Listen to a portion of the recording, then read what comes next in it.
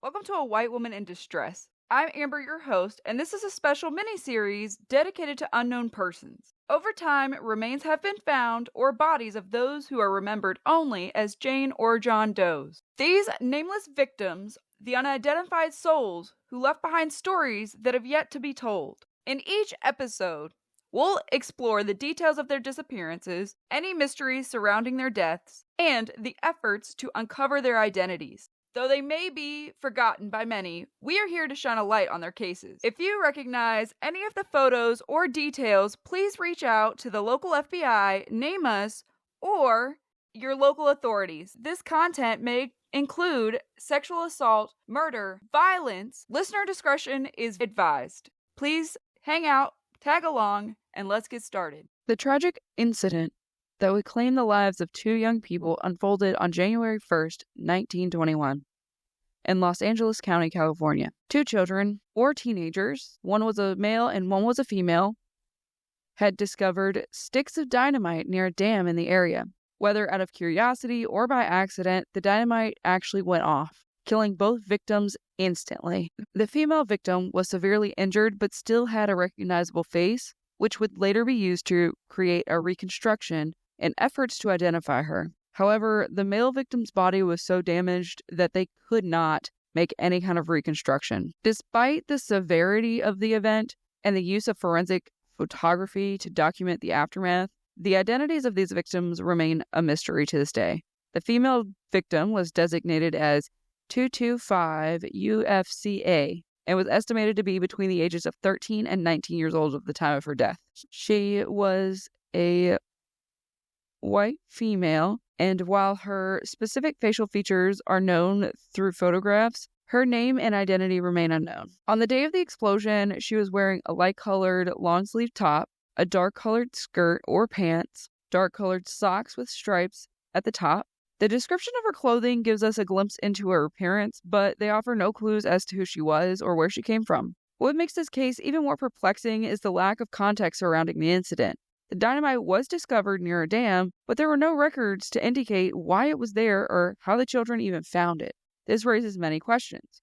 Were they just exploring the area, unaware of the danger? Was the dynamite improperly stored or discarded?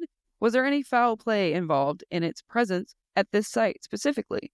These are the questions that remain unanswered, as there's no existing documentation or evidence to suggest the circumstances leading up to this tragedy, which I find weird because it's like a case of dynamite that's a lot of dynamite to just go missing or to not have documentation for why it's there or where it even came from in the first place. At the time, forensic photography played a crucial role in documenting crime scenes and tragedies. A photographer whose career spanned from 1921 to 1951 captured images of the victims. These photographs serve as some of the only existing evidence of this case. Years later, forensic artist Miriam Omura and Wesley Neville created reconstructions of the female victim's face based on these photographs. Their work remains one of the most crucial and critical tools to identifying her. The tragic story of UFCA and her male companion gained some visibility through the book Death Scenes, a Homicide Detective's Scrapbook, edited by Tejaratchi. Sorry if I mispronounced that. With text by Katherine Dunn. This book compiles crime scene photographs from Southern California during the early to mid-20th century. The photographs of the victims and the circumstances of their death are included in the book, giving the public a rare look at the work of forensic investigators during this time period.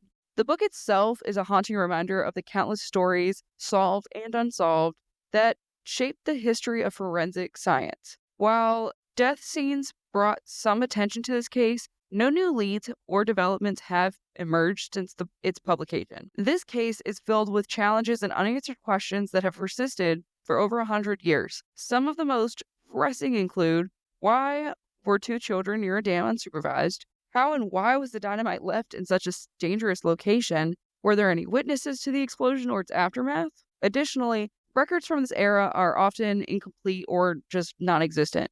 The lack of formal identification for the victims and the absence of any names or dates in official reports often deepen the mystery. It's also worth noting that forensic tools and technology in the 1920s were very limited. While today we might rely on DNA analysis, the evidence from this case likely predates any viable preservation of biological material.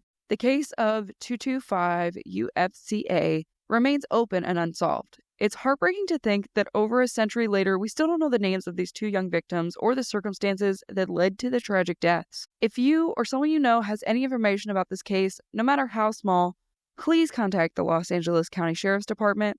You can reach them at 213-526-5000.